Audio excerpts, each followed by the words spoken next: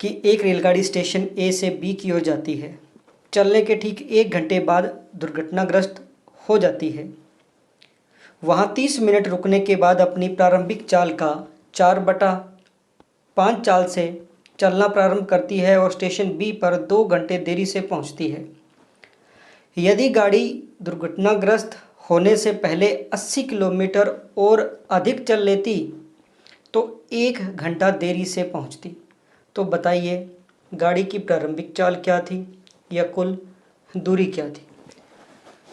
देखिए इस क्वेश्चन को, अच्छा क्वेश्चन है। यहाँ से 2 स्टेशन दे रखे हैं ए और बी।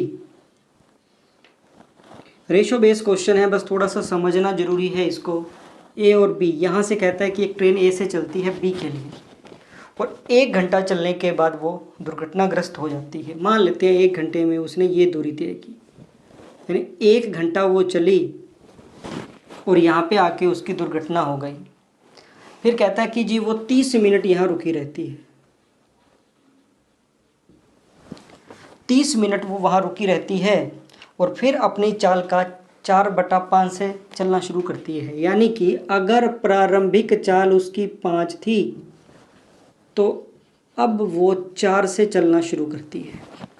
प्रारंभिक चाल का 4/5 से वो चलती है, यानी पहले अगर 5 किलोमीटर प्रति घंटा की चाल से अगर मान लेते हैं चलती है तो 4 किलोमीटर प्रति घंटा की चाल से वो चल रही है। आगे कहता है जी इस तरीके से वो क्या है 2 घंटे देरी हो जाती है उसको, यानी यहाँ पहुँचते पहुँचते उसको टोटल 2 घंटे लेट हो जाती है। नॉर्मल स्पीड से उसे पहुँचना था, उससे 2 घंटे लेट है। आगे ये कहता है कि जी अगर दुर्घटनाग्रस्त 80 किलोमीटर और आगे चलकर होती, मतलब दुर्घटना यहाँ नहीं होती, इससे आगे 80 किलोमीटर और चलकर होती, तब वो 1 घंटे देरी से पहुँचती। देखिए ये 30 मिनट है, ये सिर्फ और सिर्फ अगर यहाँ वो चाल पूछ रहा है तो ये कंफ्यूज करने के लिए है। देखिए यहाँ दुर्घटना हुई, 30 मिनट वो यहाँ रुकी रही, टोटल 2 घंटे वो लेट हो गई, तो रास्ते में उसे कितना लगा 1.5 घंटा लगा। अगर वो 80 किलोमीटर आगे चलकर भी दुर्घटनाग्रस्त होगी फिर भी तो वो 30 मिनट तो रुकी रहेगी और 1 घंटा लेटा तो आधा घंटा रास्ते में लगा। यानी इन दोनों पहले और बाद का जो समय, यहाँ 1.5 घंटा रास्ते में लगा है, यहाँ आधा घंटा रास्ते में लगा है, तो टोटल जो चला गया वहाँ 1 घंटे का अंतर ही आना है। मेन ये है, बस इसी से क्वेश्चन सोल्व होना है।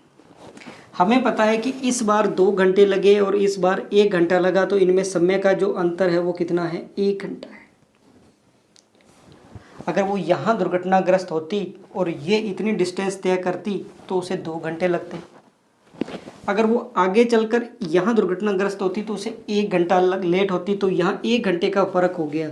मतलब वो 1 घंटे का फ़र्क इसी में है।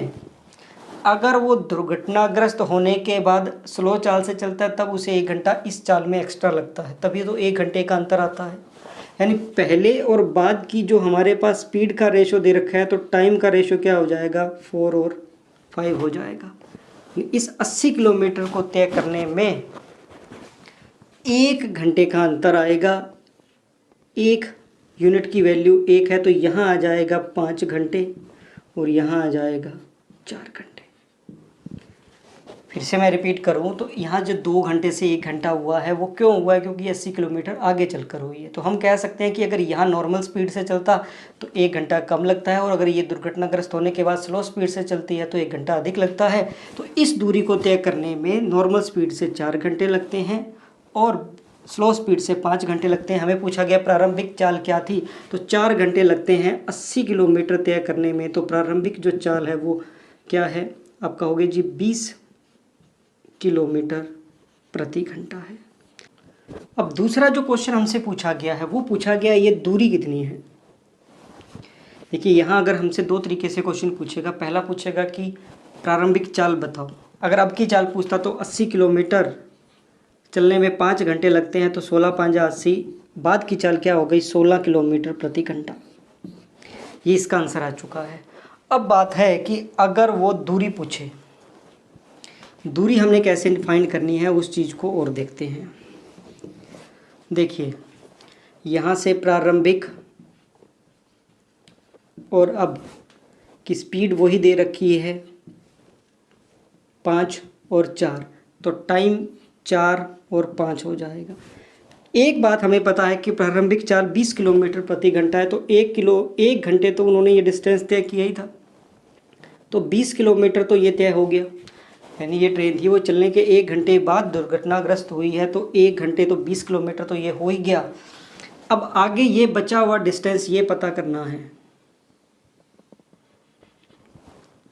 तो हमें पता है कि जो नॉर्मल चाल से इसको तय करने में समय लगता था, मान लो यहाँ दुर्घटनाग्रस्त नहीं होती तो वो यहाँ पहुँच जाती, दुर्घटनाग्रस्त हो गई, 30 मिनट यहाँ रुकी रही और फिर 2 घंटे देरी से पहुँचे, इसका मतलब उसने 1.5 घंटा रास्ते में लगा दिया क्या।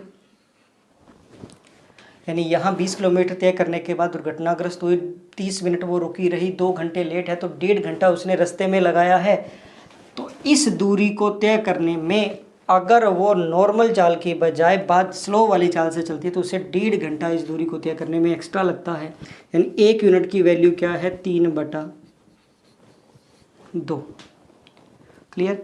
1 की 3/2 है, तो प्रारंभिक चाल से देखा जाए तो 3/2 गुणा 4 करें तो वैल्यू कितनी आ गई, आप कहोगे जी 6 घंटे। यानी अगर प्रारंभिक चाल से ये दूरी तय करे तो 6 घंटे लगते हैं। प्रारंभिक चाल कितनी है, 20, 6 घंटे में ये दूरी तय करेगा, तो आप कहोगे जी 20 गुणा 6 क्या हो गया, 120 किलोमीटर। यानी ये दूरी कितनी आ गई, टोटल 120 किलोमीटर आ गई। 20 किलोमीटर ये है, तो टोटल डिस्टेंस हमारे पास हो गया 120 + 20 140 किलोमीटर। तो स्टेशन ए से बी का जो डिस्टेंस है वो 140 किलोमीटर है। जो चाल है प्रारंभिक वो 20 किलोमीटर प्रति घंटा है और बाद की चाल है वो 16 किलोमीटर प्रति घंटा है।